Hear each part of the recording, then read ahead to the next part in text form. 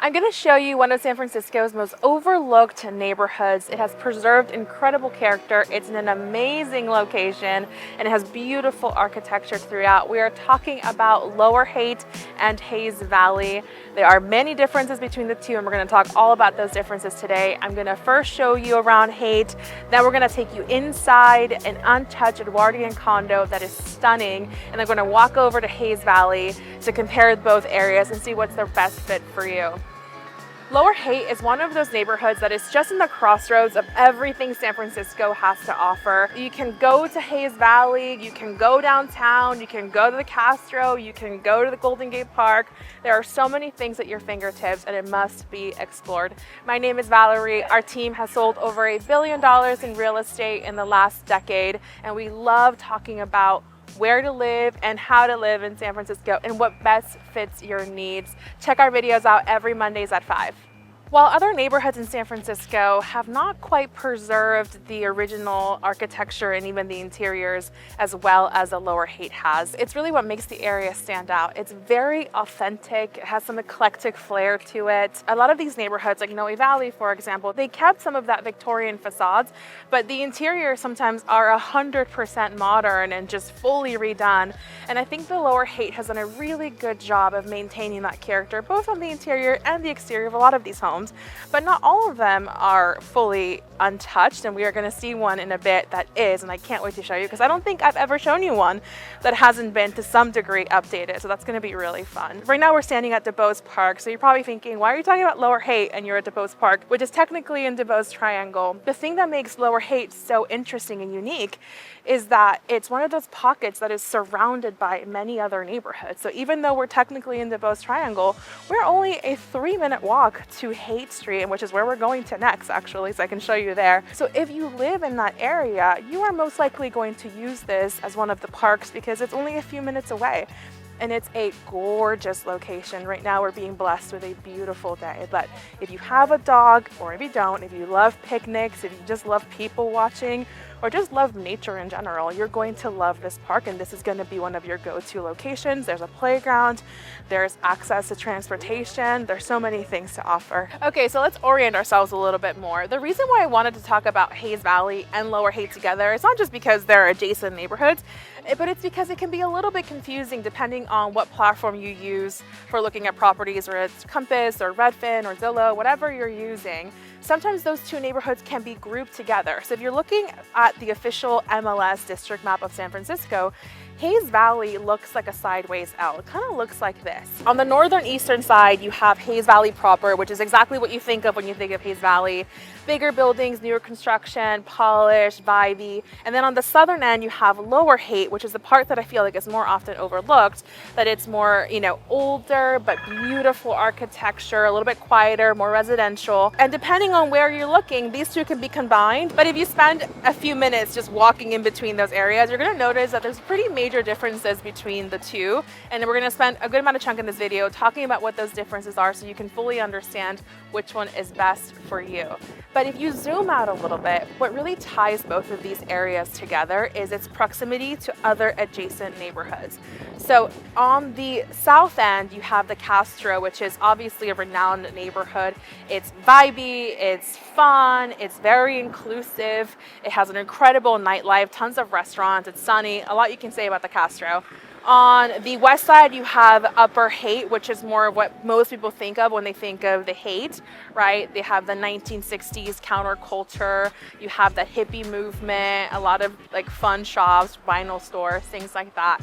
Above us on the northern side, you have Alamo Square, which is more of the painted ladies, beautiful skyline. So if you've ever received a postcard from anybody in San Francisco or somebody who's visiting, you've probably received a postcard from Alamo Square because it's so San Francisco just from one shot, right? Think Full House. And you also have access to downtown. Very easy access actually to downtown. And we'll talk more about transportation later. All in all, people that live here, they love it because it's just so accessible to so many things, and it's so easy to get around as well, and pretty much everything is at your fingertips. So let's walk over to Lower Haight proper. We're gonna go to Haight Street and kind of check out the stores there and see what you think of that area. Okay, so who lives here? So people that are drawn to Lower Haight are drawn to a very strong sense of community. Whenever I talk to people about Lower Haight in general, I always get words like residential, authentic, community driven. And I think what really helps in that is the variety of residents that you have here. You have people that are young professionals in tech, you have artists, you have musicians, you have residents that have been here for decades. And I think that thread has kept the community really, really strong over the years. It's people that don't want to give up the authenticity, don't want like a super loud modern environment, but also want the conveniences of SF living and just being centrally located in general. But I will say, one thing about Lower Haight that is different than Hayes Valley is that it's much more quieter. I feel like people think of this area as more residential, more quiet, more relaxed, more chill, right? Whereas Hayes Valley has more of a polished feel, more trendy. No hate to Hayes Valley, because I actually think that area is awesome. We're gonna walk over there and learn all about that. But there are those two major differences, and depending on your preference, you could love either one of them. I don't think you can go wrong. Okay, we are already at the corner of Haight and Steiner. See how quick that was? Just 2 minutes ago, we were at DuBose Park and DuBose Triangle. So I think that's what makes this so cool, is that within 2 minutes, you can be in two completely different neighborhoods and you have the best of both worlds. Okay, so right now we are on the main hub on Haight Street. So a little more under the radar. You have little shops like across the street, you have Vinyl Dreams. That's a little vinyl shop that I think if you're a music lover, you'll definitely want to check out. And it just goes to show you that there are bigger hubs like Chestnut in the Marina, Union and Fillmore in the Peck Heights area, where you have these big box stores, a lot of tourists, a lot of foot traffic, but this just flies more under the radar. This is kind of like for locals and by locals. You have little shops like the market right here to my left. This is a Looney's market, right? These are just visited by people that live here that want conveniences, or Molotov, the cocktail bar right here to my left, right? This is a cool spot. I think they have a jukebox inside, which is awesome. I don't get to see those very often. I love a good dive bar, by the way.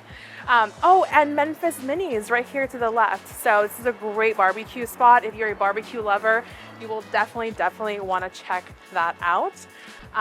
Across the street, you'll also see things like tattoo shops, nail salons, right? Like conveniences, but not necessarily things that people are traveling for, which is, again, is what makes this such a local resident-centric location. You still have bus lines, you still have access, but it just feels more intimate, a little more eclectic, a little grittier in all the right ways, in my opinion. You have Knock Knock across the street, you have a deli place, Love and Hate. If you're a beer lover, you also have Tornado. They have like a little garden over there, so you'll definitely want to check that out if you are someone that loves a nice, cool beer, especially on a day like this today where it's just gorgeous. I think, the fact that this is more local and smaller stores, more mom and pop, it adds so much soul to the neighborhood. It makes it just feel more relaxed and, in my opinion, charming. I quite love that. And there's even some residences on this street. Now, not everybody wants to live on a main hub. Some people want to live on the adjacent streets that are a little bit slower, a little bit more calmer. I'm going to show you one in a minute on Page Street. I'm going to actually take you inside a unit where you can see what it's like to live just a block away from here, but it's a totally different experience.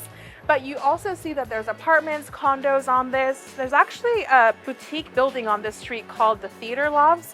I believe we sold something in there a few years ago. It's an example of how they were able to transform the space while still maintaining the charm of this neighborhood, right? So the Theater Lofts used to be an actual theater back in the day, if I'm not mistaken.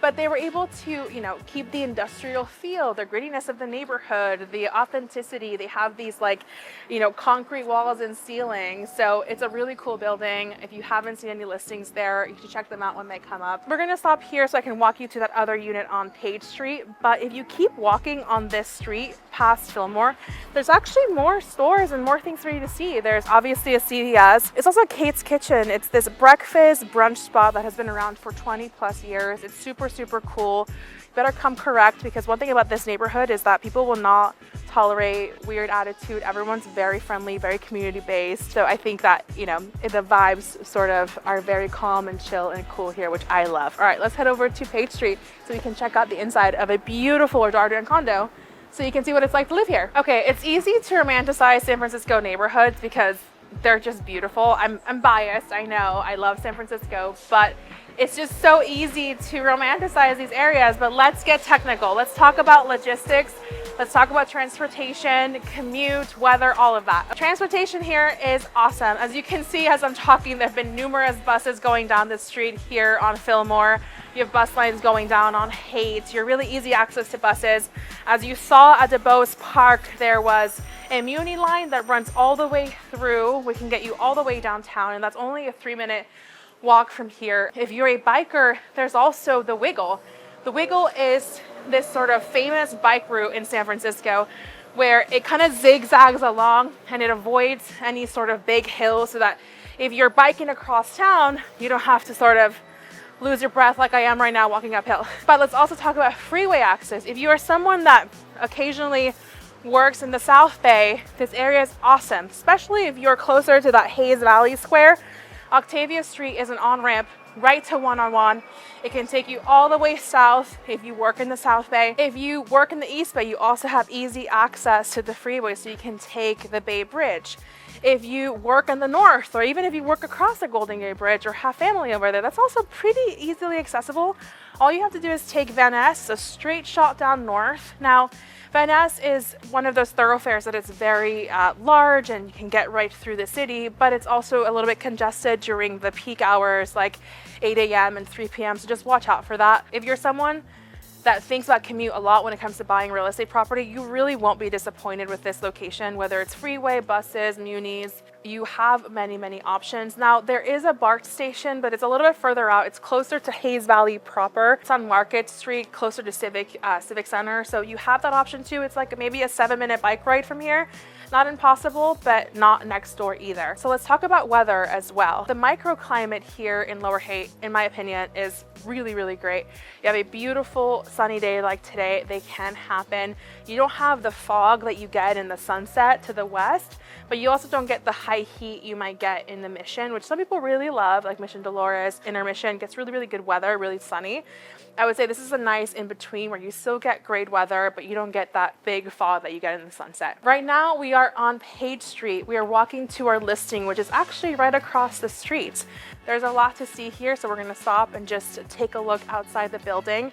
But first, we are on a slow street right now, which means that I can do this and just walk across because there's very, very little cars to come across here. So slow streets were introduced around the COVID years, 2020, where people were wanting more space to walk, parks were closed. And so they took some major streets, like Page, one of them, that used to be actually super busy back in the day, but they created these stops so that the people coming through, I mean, you can drive through them, but mostly it's for people that live on the street that have to get to their driveways. So we're able to walk in the middle of the street for the most part and feel nice and relaxed.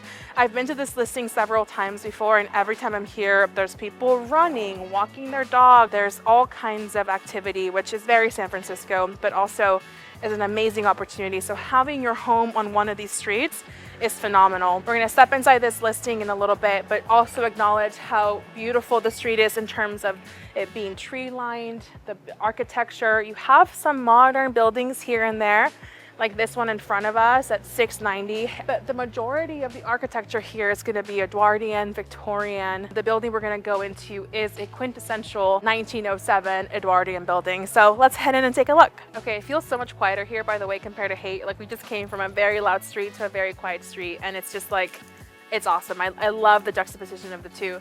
The unit we're heading into is a 2-bedroom, 1-bath unit. It's beautiful, it's spacious, around 1,300 square feet. And it's, more importantly, on the top floor, which a lot of people love because there's no one above you. You get a little bit less noise to think about. It also comes with parking, so there's a lot to see. Let's head up there. Okay, we made it into the unit to 678 Page Street. It honestly wasn't that bad. For a top floor unit, I think it was only a few flights of stairs. It was easier than I thought it was gonna be. We're gonna start here at the front, but also take a look at this foyer. It's beautiful. I mean, that's the thing about older units. Again, this is a 1907 build, is that it gives you so much more breathing room. Again, no shade to the newer units because there's so much to love about them too, the new construction, but they're made to be more compact. They're made to fit more units into a building, but these older, period era buildings just give you so much more space to play with, so much more, corners and little nooks and crannies. We're here in the living room and you can see the curved ceilings. Aren't they like just beautiful? I love them. Obviously this room lets in a lot of light. You also have bay windows that open up. You have original floors throughout the entire unit. So all of that, just you walk in and it feels so special. Right, you have a fireplace on this end as well. Obviously the fireplace architecture is original. It looks like they've maybe updated some tile throughout. I would say these sort of fireplaces are mainly decorative at this point. San Franciscans, unless they have a gas fireplace or something that's like really easy to use, they tend not to use their fireplaces very often. So I would say a lot of these are just beautiful, charming part of the decoration, but not necessarily something that's functional. I also love the light fixtures. So back to this unit feeling untouched, right? Like this feels and looks and most likely is an original light fixture that's been here for a really long time. It's just so pretty. And now when you see these units of these age, they're all around San Francisco, but one of the first things that goes is the light fixtures. People modernize them. They put in, Pottery Barn or Restoration Hardware, light fixtures that still have character. They're not cheap looking, but you can tell that they're from this decade, right? And you can do that. There's ways to tastefully update a unit to give you those modern finishes. And I will tell you as those come up throughout the unit, but I just think it's so special that this one has more original finishes than not. One last thing, we obviously cannot miss the views. Hello.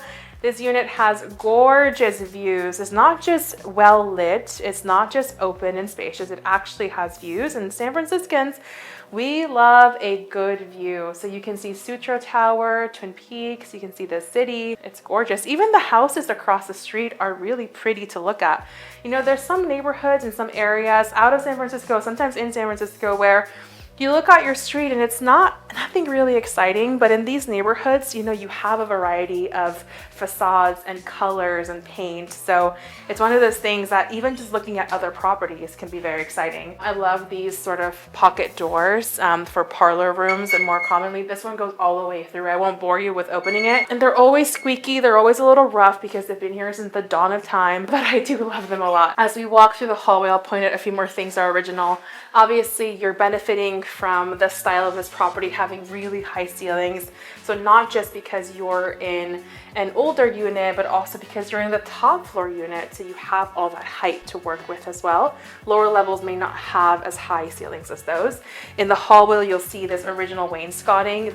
I love this. People, thank God, when they modernize these units, for the most part, they tend to keep this and the trim and also the crown molding that goes about halfway through the wall because it's so special. So hopefully no one dares touch these because they're beautiful. We're gonna start in this front room here. So this unit is 2 bedrooms. This is one of the 2 bedrooms. Neither of them are en suites, so either one could be your primary depending on your needs. You're facing the side of a building, so you don't have like a huge view or anything like that, but you actually get pretty good light in, all things considered. Sometimes these units, the bedrooms are on the darker end, but this one gets great light. Again, you have the curved ceilings and the original light fixture, tons and tons of character and charm. The paint has been updated, so you have a little bit more modernized colors throughout, which I think is another tasteful way to even give it more character without taking away anything from the period of the space.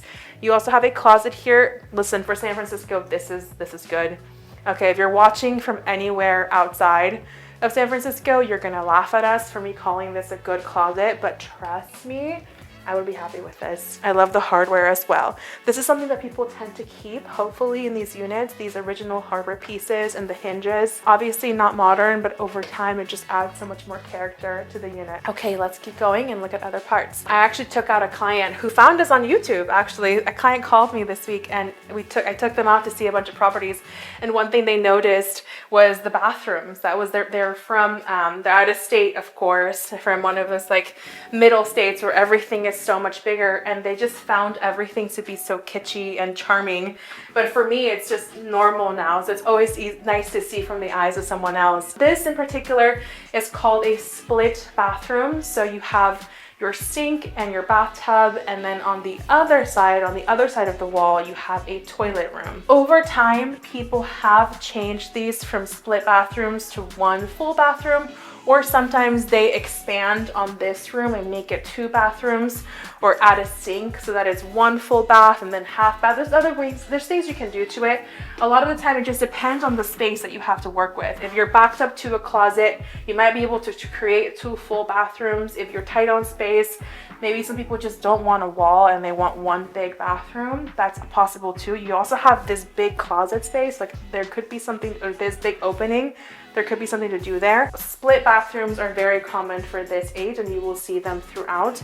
If you're not from here, they're gonna find that to be a little bit weird and funny, but I think it's great. Let me just show you one more thing before I leave. This bathroom has a cloth tub, right? These are older tubs, a little bit smaller, very charming. They made these shower heads out of this to create more of a shower experience rather than bath experience. So in addition to expanding this room and, you know, creating more bathroom space, you could also create a shower, right? You could have, you know, remove this if you want. I would suggest to keep this paneling throughout. This, again, keeps a lot of the charm, keep the doors, keep the hinges. But if you wanted to create a shower, there's a way to do it tastefully while still maintaining the character. If you feel like, listen, I love the feel of this unit, but I need more shower space, I would 100% understand and support that. But also, I love that it's still there because some people might actually want it. Let's keep going. I'm going to show you the other bedroom, but before that, let's take a quick peek at this closet. This is a very long closet, but you have a lot of closet room, which I love. So this is for a hallway closet. Again, I'm biased, but this is spacious hallway closet in San Francisco. You have the original built-in cabinetry. You have some shelving that's been added throughout the years. Also, look at this. You have the kind of older electrical switches, and then somebody added recessed lights throughout the years. So they've added that as well, so it's not too dark. Again, that's one thing that they did that doesn't really take away from the unit. These recessed cans, you know, add more light, make the space feel better, bigger, brighter, but you're not necessarily taking away from the unit per se. This is the second bedroom. Really nice use of paint color to make the space feel more modern, more bright, more unique. This room does appear to have original windows. I think we have original windows throughout the entire unit, if I'm not mistaken. I'll call it out if I don't see it.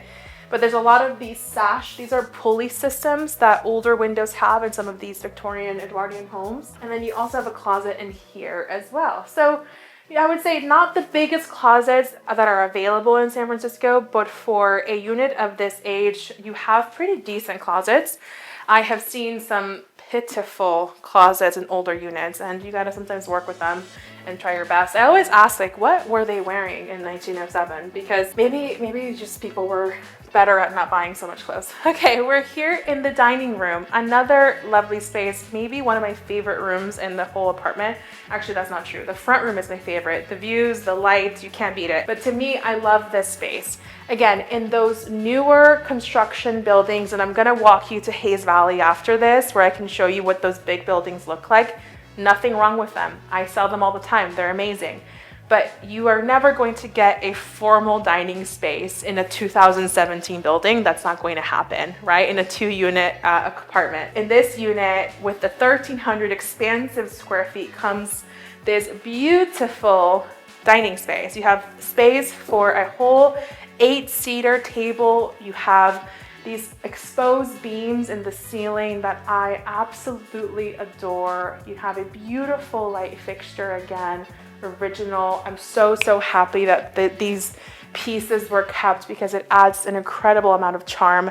If you want to change them, you can. There's ways to do it tastefully, but these like wood panelings on the walls, these built-in cabinetry, these are often kept just because they're so gorgeous. People have changed them out in the past for different built-in cabinetry, but it's just so pretty. I would have a hard time letting that go. And then obviously this fireplace, again, is going to be decorative. This is not a fireplace that has been used in a long time, I don't believe. And so Like I said, in these buildings of these age, we'll just consider the fireplaces decorative and move on with our lives and enjoy them visually. Let's move on to the kitchen because there's a lot to see here and a lot to say. This is more of a linear unit. So it's kind of shotgun style, meaning that it's like long and all the rooms are sort of along the way.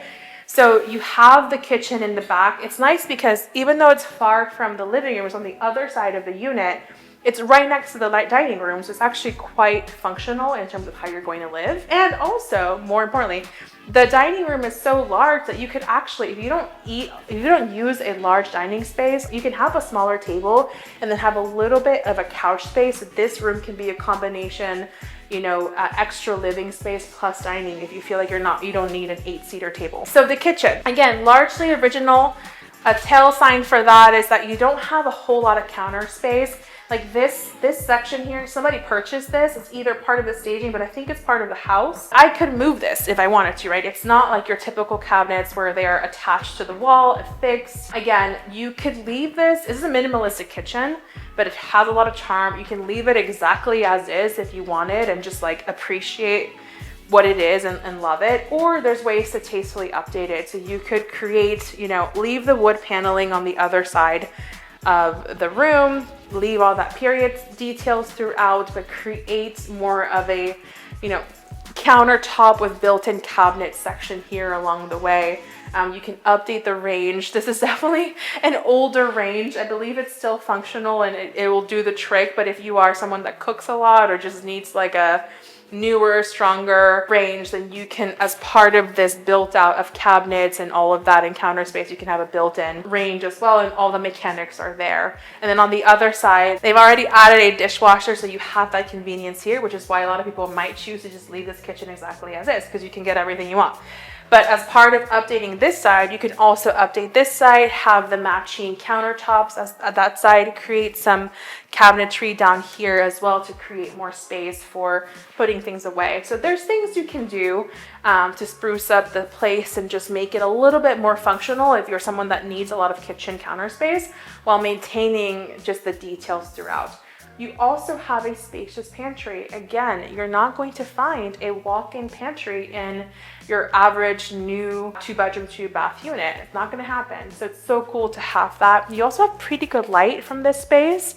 So you have a window that faces the street that's adjacent to Page. So you have a nice open view. You're not looking directly at the side of a building. You're kind of looking through a couple of buildings, which is nice. One thing we'll notice as well is these older windows sometimes have these wavy lines through them. So as windows age, you might have some of that waviness through. In San Francisco, you can't update the glass. It's just, if you're updating the windows, it's going to be more of an expensive endeavor, but definitely still possible. A lot of these windows are original, so they have that waviness to them. This unit actually doesn't have a lot of that. I just noticed the one. There's things you can do about that. This unit also comes with a laundry room, not just a laundry closet. If you're looking at a lot of new construction, you're used to seeing that closet that you open and you have a stackable washer dryer. You actually have a proper laundry room here. That's very well lit, very pretty. You are getting visited by your butterfly. I feel like that's a good sign, right? Like if there's a butterfly in your laundry room. Not much else to say except that it's really nice to have a washer dryer in the unit. That's something that people as buyers for resale value, that is something people are always going to look at. Washer, dryer, and parking and storage, all those things make this unit really amazing. Now, I haven't told you the price, and I'm going to tell you a little bit later. We're going to walk down Hayes Valley right after this. I'm going to tell you all about overall real estate stats for both neighborhoods, and I'm going to tell you what this sold for. This actually recently sold, but currently we're listed at $995.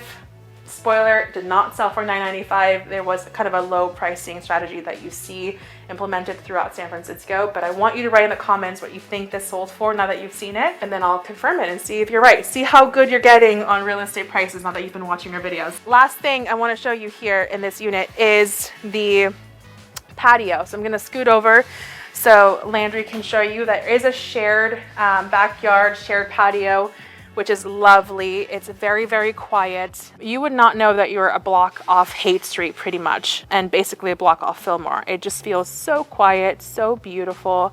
There's tons of greenery. You're getting direct light. You kind of see your neighbors working on projects. It's just This is a very, very lower Haight experience here. One thing I do want to talk about, we're going to finish off the building downstairs. I'm going to quickly show you the garage so you can see what tandem parking spot looks like for a building like this. But I also want to talk about HOA fees. So the HOA fee for this unit is $425 a month, which is on the lower end for the typical range that we're finding in the city. Really, really low HOA fees. I don't think they get much lower than like $250 a month. That's like as low as I normally see it. But they can get as high as $1,800 a month for those big buildings with amenities. Sometimes they're $2,000 a month, although those are pretty rare and far and few between. I would say that the sweet spot for the top is like $1,000 to $1,600. Now, some people are thinking, well, why wouldn't I just get a lower HOA fee? That sounds so much better. I'd rather pay $250 than $1,600, and that is very fair. There's a lot of nuance to this, so I'm gonna try to explain it quickly, but for the sake of the video, I'll keep it kind of a high-level overview. If you are specifically looking at condos in San Francisco and you're looking at both small condos and big condos and are getting confused by the HOA fees, just reach out to me. I will break it down thoroughly by neighborhood for you. But for now, I will say a small HOA like this building here for $425, basically what you're covering is combined bills between you and the other neighbors. So it's water, garbage, common area maintenance, like whoever's maintaining that backyard beautifully. It's also building insurance, things like that. So bills with your neighbors. And probably at $425 a month is not covering much more than that. So what's happening is you're not building a robust amount of reserves, which a building like this tends to have kind of a smaller reserve, sometimes 5,000, sometimes 10,000, but not a whole lot from that. And so as big things happen, let's say it needs a roof replacement or some sort of large work on the siding or some, this building doesn't need that, but if it did, that would kind of come out of pocket from you. So in smaller HOAs with smaller fees, you have a lot more control of where your money goes, how you spend it. Between you and the other neighbors, you get to agree on where to put those funds, but you are going to pay for those things as they come up, much more similar to how a single family homeowner will operate versus those large condos with, 100 units or more in them. Those are professionally run by HOA management companies, whereas these are kind of self-managed by the owners. And for those, the fees sometimes are over $1,000 for no amenities. And people are thinking, well, what am I getting for that extra, $800 a month if I'm not getting a pool or a gym or anything like that? And what you're getting is not only you're paying it, but those buildings can be more expensive to maintain. But ideally, you're also building a good chunk of reserves. Those buildings will have $1 million, $2 million, $300,000, right? A lot more money in reserves, because when those bills do come, they are larger and they rather use the funds they have than to ask the owners for the money every single time as those bills are coming due, because there's just too much of a logistical nightmare to sort of coordinate that. And so they build a much larger reserve so they have those funds readily available. So your fees are going to be higher on a monthly basis. Now, that does mean you have less control, right? So in that situation, you're sort of paying your dues, building those reserves, and hopefully you're not getting called for things or special assessments as they come up, and ideally the building is taking care of it. It really depends on what you like. Do you want more control over how your money is spent? Do you want, I've dealt with many clients who have had single family homes and they think to themselves, listen, I've been a homeowner, I've done roofs, I've done all of this. Please, I want something where somebody else is handling it.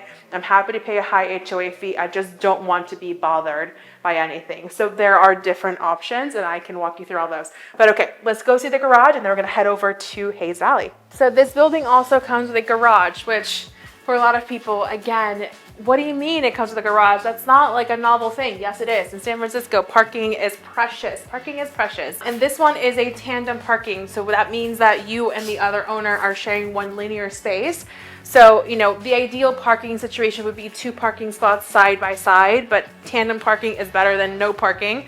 It just means you have to move each other's cars out of the way as you're going in and out. But because it's a slow street, it should be a pretty easy and dramatic event, as if you were doing this on like a super busy street, it becomes more and more difficult. This is your average garage. You have exposed piping, water heaters for all the units. You have extra storage space, which is great.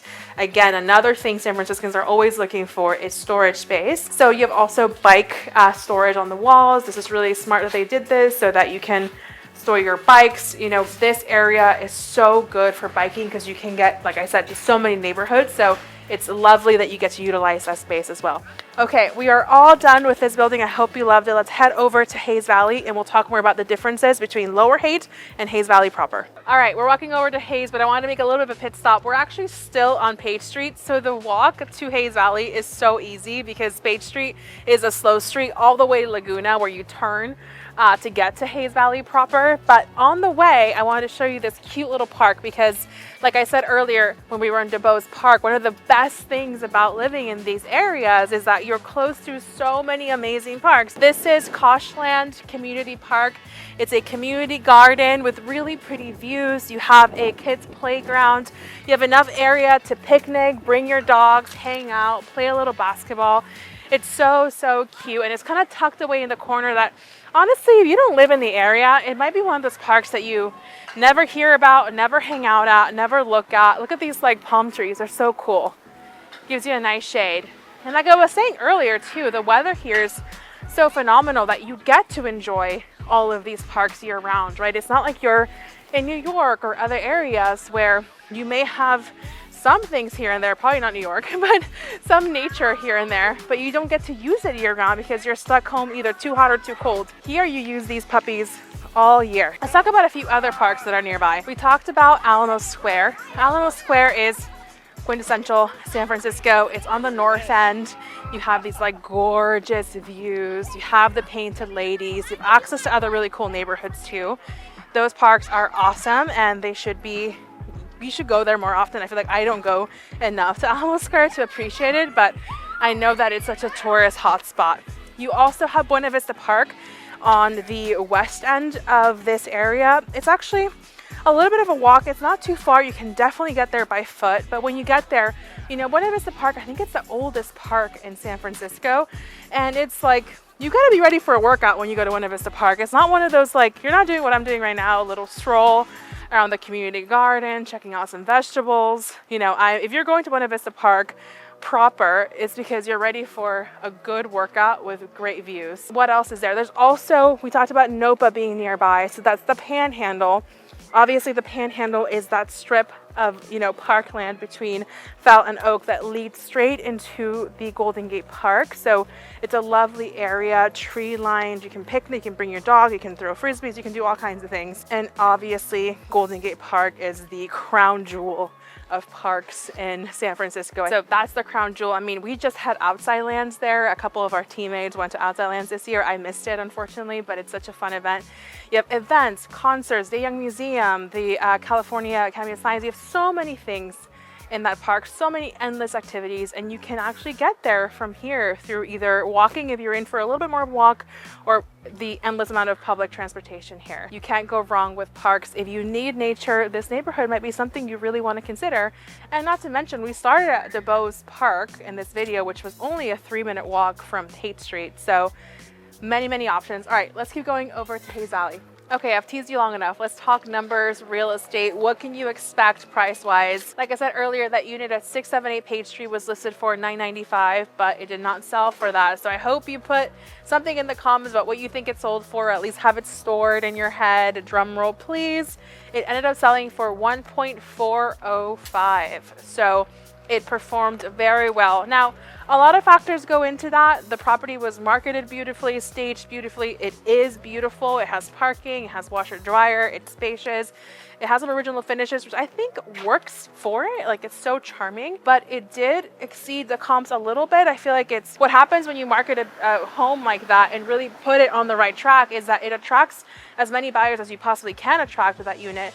That ended up generating 7 offers. That is a lot of offers for a condo, which is indicative not only of today's market, but also of how people are attracted to that sort of inventory and how unique it is. So great news for that seller and great news for that buyer as well. Now let's talk about Lower Haight sales in general.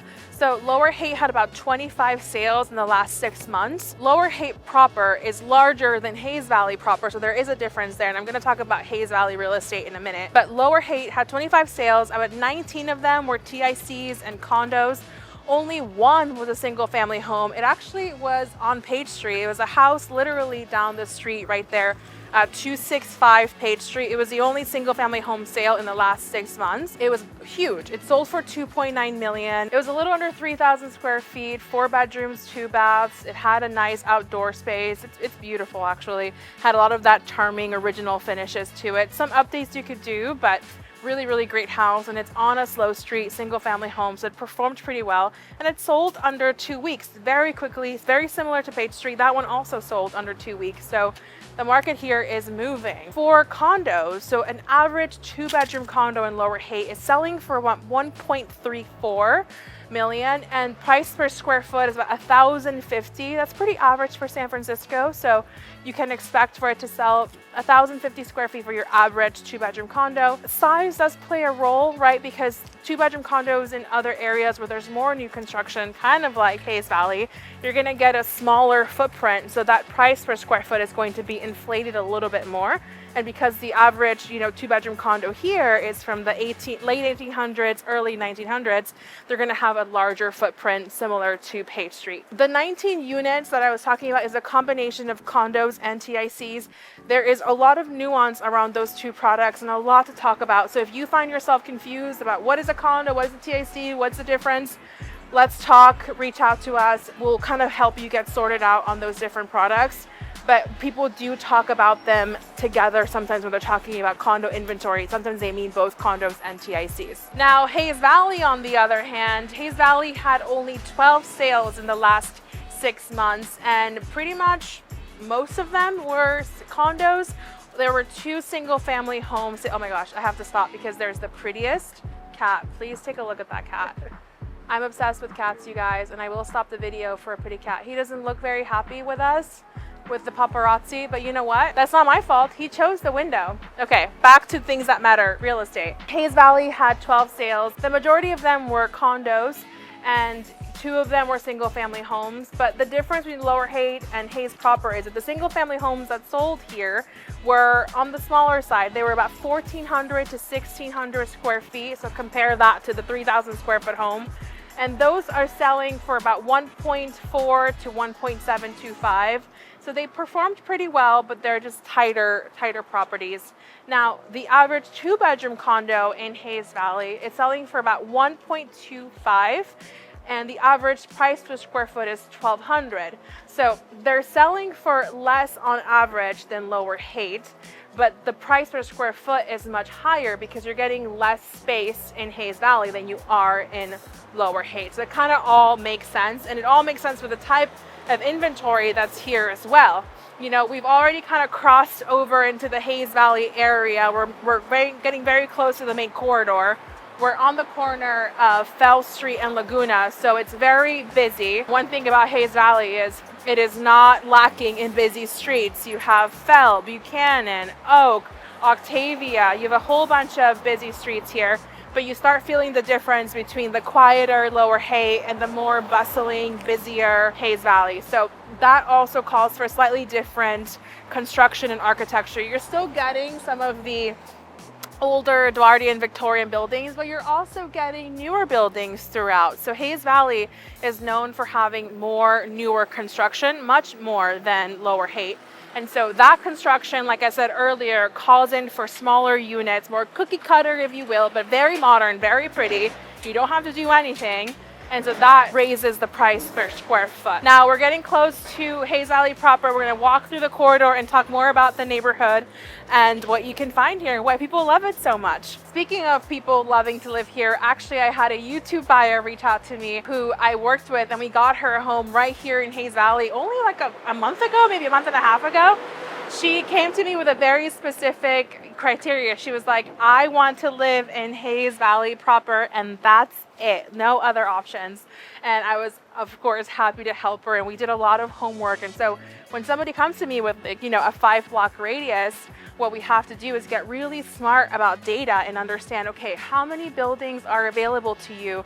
There are buildings here like 555 Fulton and 450 Hayes and the Ivy. There's a lot of new construction buildings to choose from, thankfully, here, but you have to understand the data, otherwise you're sort of spinning your wheels. Or worse, if you have a 5-block radius, you can't lose out on inventory, so you need to work with somebody that can really help you understand the nuances of not only the home purchasing process, but what things are selling for, what's falling in your budget, because you can't afford to miss out on something when your criteria is so tight. So for her specifically, Hayes Valley was her neighborhood because not only did she live here as a renter, but her friends were here. She loved the nightlife. She loved the access to all the neighborhoods. She loved the vibrancy of the area, the restaurants, the transportation, all the bars, the green spaces. So there's so much to love, and I'm going to show you what those things are here. But if you love Hayes Valley proper, you're not alone. There's many people that reach out to me that have this sort of feeling towards Hayes Valley where they just want to be in it. They feel alive. They feel electric. Hayes Valley in general feels a bit more polished, more trendy, more cool than Lower Haight. They each have their own beautiful characteristics that make them very special to different sets of buyers, but I love that they're so close together and can give you two different completely feels. I mean, we just walked over from 678 Page, and a few minutes later we're in like a completely different corridor. So right now we are on Laguna and Hayes Street. This is the main corridor here in Hayes Valley. Let's walk through a few things. So obviously you can probably feel the vibe shift already. Haight Street is very different than Hayes Street. Probably not gonna find, you know, Salt and Straw, a chain ice cream shop on Haight Street. That's definitely much more the vibe of Hayes Street. You have all of these stores that feel more posh, more polished, more refined, and more accessible to the majority of people. You have, you know, a lens crafter store, you have an optometrist and a place to get glasses, and you have a pizzeria across the street. More big, I wouldn't call it big box stores, but just things that pull in more people. People definitely come here. It's more of a destination, if you will, whereas Haight Street is more for the locals, by the locals. Right here you'll find stores like this clothing store here is adorable. You're definitely pulling in a different kind of aesthetic. And another reason why this area feels much newer is that it actually is newer. So this area completely transformed in the 90s. So there actually was a freeway overpass in this area, and it was kind of like, I wouldn't call it a parking lot, but there was a lot of just more industrial feel, and then that freeway overpass just sort of changes how a location will feel. And once the earthquake happened in 1989 and they removed that freeway overpass, it completely opened up the neighborhood to a totally different feel. And there's still green spaces, by the way. We're gonna walk over to Patricia's Greens there on the corner, but you have all of these stores and greenery, and it's just like very different vibe. And I do think that people appreciate having both. And I think if you live somewhere like 678 Page, you're going to have access to both. Across the street, you have Brooklinen. I actually exclusively have towels from Brooklinen because I love them. They're very thick, very cozy. You also have, you know, Aviator Nation, which is much more of a trendy clothing store there. Across the street, you have Patchy's Pizza. It's a Chicago deep dish pizza. And then next to that, you have Soufla. It's a Greek restaurant, very well known for their wraps and their delicious food. One of the things that you'll see on the street is a few more chains. They're still not huge chains, but for example, this bakery here, I can never say it correctly, La Boulangerie. I don't think I'm saying that right. Don't hate me. This is also in Noe Valley and Cole Valley, right? All those main hubs that really attracts that touristy feel. You also have a cocktail bar here on the corner. And we're heading over here to Patricia's Green. So this area here has these like shipping containers. It's very, very cool. It's kind of like a Hayes Valley community hang. You have Ritual Coffee, and you have a couple of juicery spots.